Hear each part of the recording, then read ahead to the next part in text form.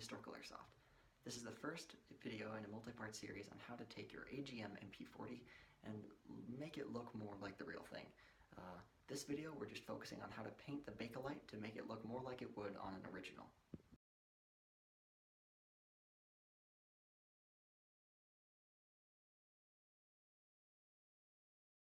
So here's the MP40 by AGM or UK Arms or whatever vendor you do happen to get this thing from. It is by no means a high-end AEG. It is definitely a clone gun, very old in design, and so you'll see it come in many different brand names, but in the end it's just it's the same AEG on the inside and the outside.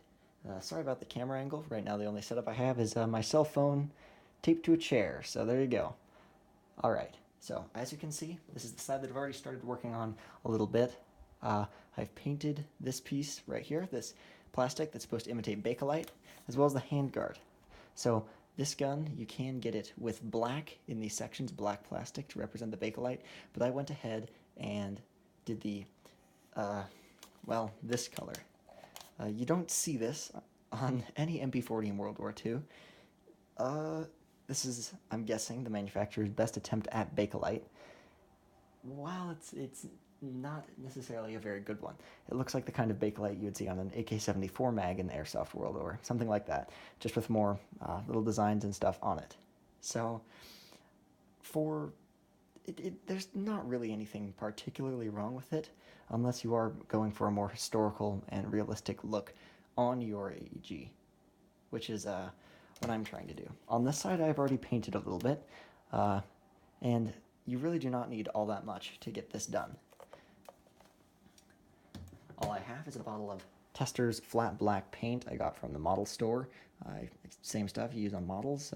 It'll stick to plastic, so that's pretty good. Also, paper towels. Make sure you have extra. This is all I have right now. And a cup of water, maybe 1 or 2 paintbrushes. Nothing too special. You can see on this I've already experimented a little bit with sanding. I've already used sanding paper to get the little button there that for the stock, and then some of the other areas on this. So there will be more on that in the second part to this video. Another thing is, when I first got this gun, inside the magazine, or the behind the bolt, you could see the gearbox and it looked silver. That was not, did not like the way that looked. It was not the way it should be on a real MP40, but the entire bolt system on this gun is not necessarily very great. There's no spring to push it back, only a lever to open up your hop-up, so nothing special there at all. I will be doing a full review on this MP40 in the future. This is just one little video on the Bakelite painting. Alright, so let's get on with the actual purpose of this video.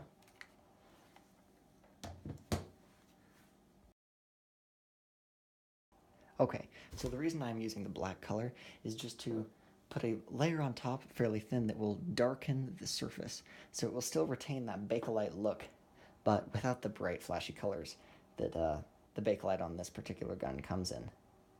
So, let's flip this over. So the first thing you want to do is just get a paintbrush. In this case, I'm no painter. I have no clue what this is. It has bristles attached to a piece of plastic, and it is used to put paint on stuff. So there you go.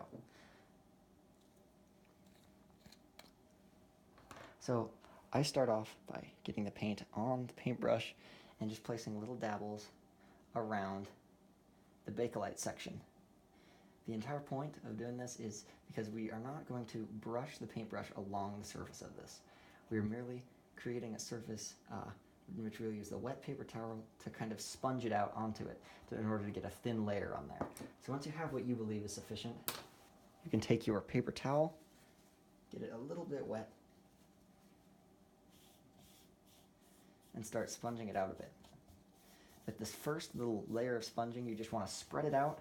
You want to make sure you don't get your paintbrush or your paper towel too wet, or else immediately the paint loses a lot of its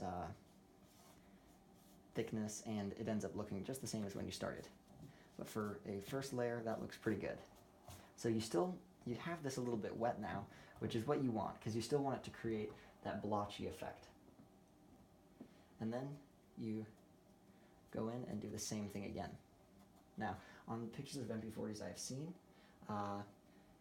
in many cases the pistol grip is, because of the ribs and the other surfaces on the pistol grip that are different from the rest of the Bakelite, it ends up looking different in color and tone. So we will do that one separately after we get this done. So this is the basic process. You just want to repeat until you have it looking how you want it to look, as dark as you want it. You could stop now and have it like this, because there were MP40s with lighter Bakelite. There are 1.1 million of these produced from 1940 to the end of World War II, so there are many variations in production, material used, different factories, different places they were made. So just like lots of things that are German from World War II, there's a lot of inconsistency, and that is completely, it allows for some very interesting research to be done on what went on with German High Command and all sorts of other things.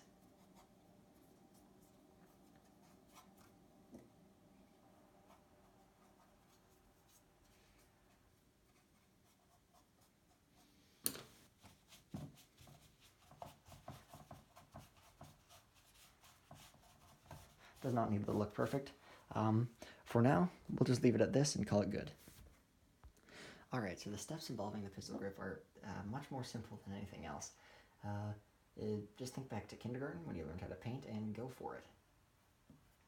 So the pistol grips on the MP40s in the Bakelite were made differently. Of course, they have the ribs in them, and they ended up being darker in a lot of cases.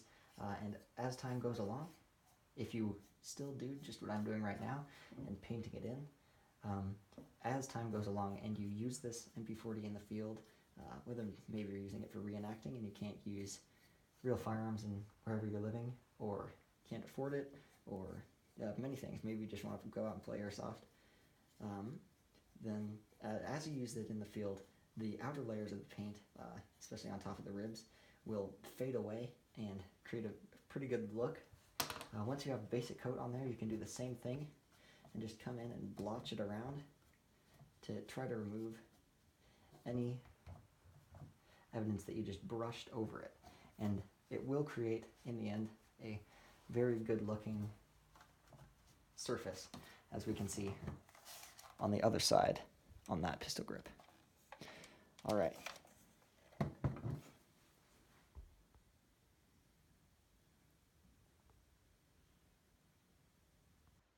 Thanks for watching. That was part one of what we're going to call the MP40 Makeover. Stay tuned for the second part. Also, this is my first time ever attempting to make a YouTube video, so if you have any advice, criticisms, anything like that, please let me know in the comments. I'd like to keep going with this if this goes well and I seem to enjoy it. Yeah, so besides getting a better camera and not rambling so much, let me know what I can do. Alright, thank you guys, have a nice day.